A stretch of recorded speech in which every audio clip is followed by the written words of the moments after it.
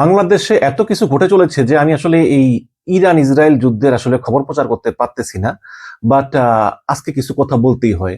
মানে ট্রাম্পের অবস্থা হচ্ছে কি, ওই যে কলকাতার একটা সিনেমার গান আছে না, খেলা কি শেষ নাকি বেলা শুরু। তো ট্রাম্প বুঝতে পারতেছে না খেলা শেষ নাকি আসলে বেলা শুরু। আপনি ট্রাম্পের যে মলিন চেহারা আপনি দেখলেই বুঝবেন। এবং একটা বিষয় হচ্ছে যে আল জাজিরাকে কিন্তু এখন আর বিশ্বাস করা যাবে না। আল জাজিরা সহ মধ্যপ্রাচ্যের যেই সংবাদ মাধ্যমগুলো আছে তারা কিন্তু কোনো খবরই প্রচার করতেছে না, সত্য নিউজ তারা দেয় না। সিএনএন সত্য নিউজ দেয়, সিএনএন এবং মার্কিন কিছু টিভি চ্যানেল তার সত্য নিউজ দেয়। এবং তারা দেখিয়েছে যে অনবরত কিভাবে রিয়াদে মার্কিন দূতাবাস, তারপরে বিভিন্ন মধ্যপ্রাচ্যের কাতার কুয়েতে সামরিক ঘাঁটিগুলো অনবরত আক্রমণের শিকার হচ্ছে, অনবরত আক্রমণের শিকার হচ্ছে। এবং মধ্যপ্রাচ্যের যেই শাসকরা, যেমন দুবাই, তারপরে সৌদি আরব, তারা তাদের এই শহরগুলোকে স্বপ্নের শহর বানিয়েছে, বড় বড় সুন্দর সুন্দর বিল্ডিং বানিয়েছে, এগুলো করে ইরানের ক্ষেপণাস্ত্রের আঘাতে ধ্বংস হয়ে যাচ্ছে। দেখতে কি খারাপ লাগে, তারা এগুলো প্রচার করে না। এবং আমাকে অনেক প্রবাসীরা বলেছে তাদেরকে নিষেধ করা হয়েছে যে তোমরা এইসব ভিডিও ওই যে মোবাইল ধারণ করে প্রচার করবা না, এগুলো প্রচার করবা না, নিষেধ করে দেওয়া হয়েছে। এবং মিডিয়া, যে বড় বড় যে মিডিয়াগুলো আছে আল জাজিরা সহ, এদেরকেও প্রচার করতে নিষেধ করা হয়েছে।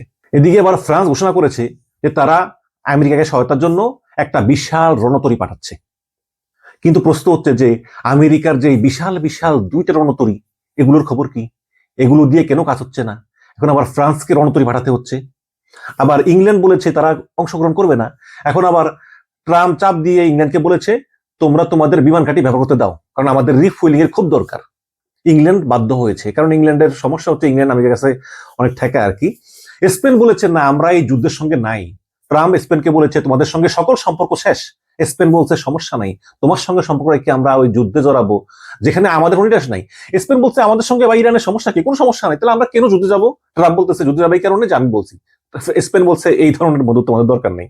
তো এই ট্রাম্পের মলিন চেহারাই বলে দিচ্ছে যে ইরান নিয়ে ট্রাম্প আসলেই বিশাল চাপের মুখে। তো এখন সমস্যা হচ্ছে যে ডোনাল্ড ট্রাম্প আসলে তার মানে আমেরিকার নজর হচ্ছে গিয়ে এই বাংলাদেশ এলাকার দিকে, তাদের আর মধ্যপ্রাচ্যের দিকে নজর নাই। হ্যাঁ, তো তারা এই জন্য এই মধ্যপ্রাচ্যে অবস্থিত মার্কিন ঘাঁটিগুলো বন্ধ করতে চায়। সৌদি আরব, কাতার, কুয়েত, এগুলোতে, বাহরাইনে মার্কিন ঘাঁটি আছে। এখন সৌদি আরব আর ইসরায়েল বলতেছে যে বড় ভাই ট্রাম্প, এই ঘাঁটিগুলো বন্ধ করার আগে ইরানকে শেষ করে দিয়ে যান, তাহলে আমাদের আর সমস্যা নাই। তো এই কারণে আসলে আক্রমণ। এখন ট্রাম্প চাচ্ছে এই যুদ্ধটা যত তাড়াতাড়ি শেষ করা যায়। হ্যাঁ, কারণ এই যুদ্ধ চলতে থাকলে মধ্যপ্রাচ্য একদম শেষ হয়ে যাবে। অলরেডি সৌদি আরবের যে মেইন তেলের যেই শোধনাগার আরামকোর, সেখানে ইরান ক্ষেপণাস্ত্র চালিয়েছে। তারপরে দুবাইতে বিভিন্ন হোটেলে কেন হামলা চালায় এটা বলতেছে, কিন্তু ইরান বলতেছে দুবাইয়ের হোটেলে মার্কিন সেনারা থাকে এবং ইসরায়েলের বিভিন্ন সেনারা থাকে। তো এইভাবে কিন্তু বিভিন্ন জায়গায় ইরান হামলা চালিয়ে যাচ্ছে, এমনকি সাইপ্রাসে পর্যন্ত হামলা চালাচ্ছে। তো এই কারণেই ট্রাম্প যত সহজে বলতেছে যুদ্ধ শেষ হয়ে যাবে, এত সহজে যদি যুদ্ধ শেষ না হয় তাহলে কিন্তু আরব কান্ট্রিগুলো পুরো বিপদে পড়ে যাবে, ইসরায়েল বিপদে পড়ে যাবে। এটা কিন্তু ট্রাম্প চাচ্ছে না। এই কারণে ট্রাম্প ট্রাম্প চিন্তা করেছে যে যদি প্রথম দিনই আমি খোমেনিকে শেষ করে দিতে পারি, খোমেনি সহ তার ঊর্ধ্বতন নেতা কর্মীদেরকে শেষ করে দিতে পারি, তাহলেই মূলত ইরান বিজয় আর ব্যাপার না। কিন্তু একটা জিনিস ট্রাম্প বুঝতে ভুল করেছে যে গাদ্দাফি, তারপরে বাশার আল আসাদ, এদের ক্ষমতা ছিল আসলে পরিবার কেন্দ্রিক। সাদ্দাম হুসেন, এরা আসলে সুদূর প্রসার চিন্তা করেনি। কিন্তু ৮৬ বছর বয়সী আয়াতুল্লাহ আলী খামেনি, তিনি কিন্তু নিজেই নিজের জীবন দিয়েছেন।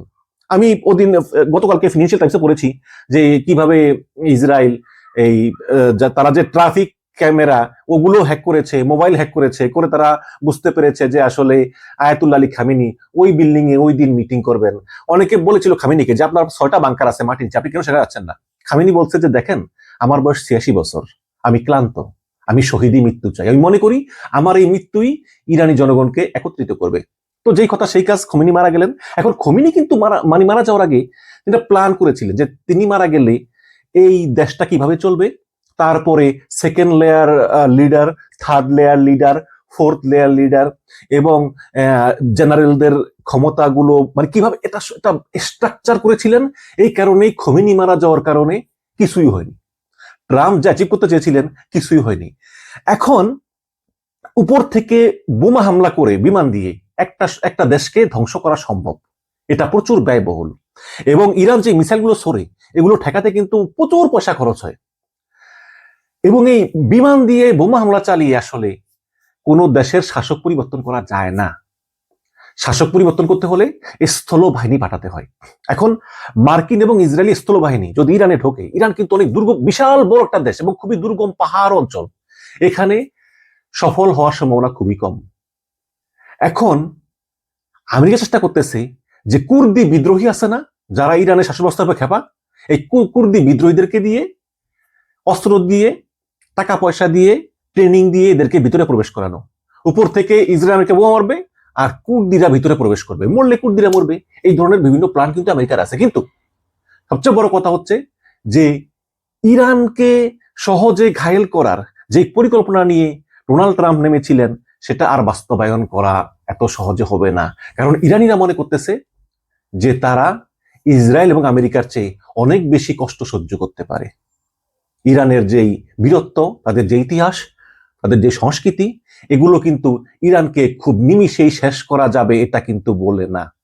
এবং ইরানের ভিতরে বিভেদ ছিল, ঝামেলা ছিল, কিন্তু খামেনির মৃত্যুর পরে আপাতত সবাই এখন ঐক্যবদ্ধ। তারা বলতেছে না, আমরা আগ্রাসন চাই না, আমরা এই আগ্রাসনের বিরুদ্ধে সম্মিলিতভাবে লড়ব।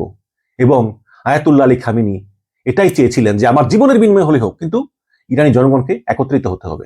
তো ট্রাম্প মনে করেছিল যেভাবে ওই ভেনিজুয়েলার নিকোলাস মাদুরাকে একদম গ্রেপ্তার করে নিয়ে এলো এবং প্রথম দিনেই আয়াতুল্লাহ আলী বিশ্বাস করে দিল, সুতরাং মনে হয় এই ইরানের অবস্থা ওই রকমই হবে।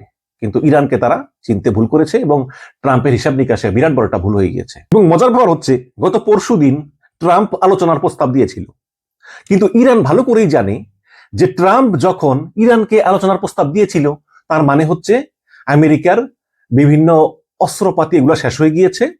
এখন মানে রিফুয়েলিং এর জন্য তাদের কিছু সময় দরকার, আবার অস্ত্রপাতির ঘাটতি মেটানোর জন্য তাদের কিছু সময় দরকার। অলরেডি কিছু আরব কান্ট্রি, মানে সৌদি আরব বাদে, তাদের যে অস্ত্র ভান্ডার ছিল সেগুলো শেষ হয়ে গিয়েছে। তারা ইতালির কাছ থেকে খুব দ্রুত অস্ত্র কিনতে চায়। তো ইরান ভালো করেই জানে যে আমেরিকাকে এই সময় দেওয়া যাবে না। তো এই কারণে ইরানের একজন কর্মকর্তা নাম আলী লারজানি, তিনি ট্রাম্পের এই আলোচনার প্রস্তাব প্রত্যাখ্যান করেছেন। তিনি বলেছেন যে না, আমেরিকার সঙ্গে কোনো আলোচনা না। তো এটা জানতে পেরে গতকালকে আবার ট্রাম্প বলতেছেন যে ইরান নাকি তাকে আলোচনার প্রস্তাব দিয়েছিল, কিন্তু ট্রাম্প বলেছেন না, অনেক দেরি হয়ে গিয়েছে, আর কোনো আলোচনা নাই ইত্যাদি। ওদিকে আবার এই ইরানের হামলায় যে 3 জন মার্কিন সৈন্য মারা গেছে, কোথায় মারা গেছে, কিভাবে মারা গেছে, এটাও আমেরিকা বলতে চায় না, কারণ বললে নাকি ইরান জেনে যাবে। আবার এই আমেরিকার 3টা যুদ্ধ বিমান নাকি কোন কাতার না কুয়েত ভূপাতিত করেছে ভুলে। এটা সম্ভব? মার্কিন বিমান চেনা যায় না।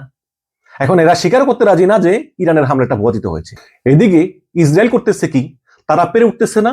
তারা তাদের যেই 1 লাখ রিজার্ভ ফোর্স আছে, ইসরায়েলে কিন্তু 15 থেকে 50 বছর বয়সী মানুষকে তারা সামরিক ট্রেনিং দেওয়ায়, যদি বিপদ আপদে পড়ে তাহলে কাজে লাগে। ইসরায়েল বলতেছে যে তারা যে 1 লক্ষ লোককে সামরিক ট্রেনিং দিয়েছে, তাদেরকে ইমিডিয়েটলি যেন যুদ্ধে যোগদান করে। হঠাৎ করে কেন এই 1 লাখ লোককে যুদ্ধে যোগ দিতে হবে? তাদের তো এমনি লক্ষ লক্ষ সৈন্যবাহিনী আছে, সেখানে আবার নতুন করে 1 লক্ষ সেনাবাহিনীকে যোগ দেওয়ার কথা বলতেছে। তার মানে কি যেই সেনা আছে এতে হচ্ছে না? এবং ইসরায়েল কিন্তু ছোট একটা দেশ, মানে লন্ডন শহরের মতো, এবং এদের লোক সংখ্যা মাত্র 1 কোটি। সেই জায়গায় আবার 1 লাখ লোককে বলতেছে যুদ্ধে যোগ দেওয়ার জন্য। এবং একের পর এক ক্ষেপণাস্ত্র আসতেছে ইরান থেকে, এবং ইসরায়েলের আয়রন ডোম কিছুই করতে পারতেছে না। ইসরায়েলের আয়রন ডোম যদি কোনো একটা ক্ষেপণাস্ত্রকে আকাশে ধ্বংস করে দেয়, এটারও ব্যয়বহুল মূল্য চুকাতে হচ্ছে। এবং এই আমেরিকা প্রতি মাসে মাসে ইসরায়েলকে বিলিয়ন বিলিয়ন ডলার শুধু সাহায্যই দিচ্ছে। এভাবে আর কতদিন চলবে? কাজেই ইরান বলতেছে আমাদের হারানোর কিছুই নেই।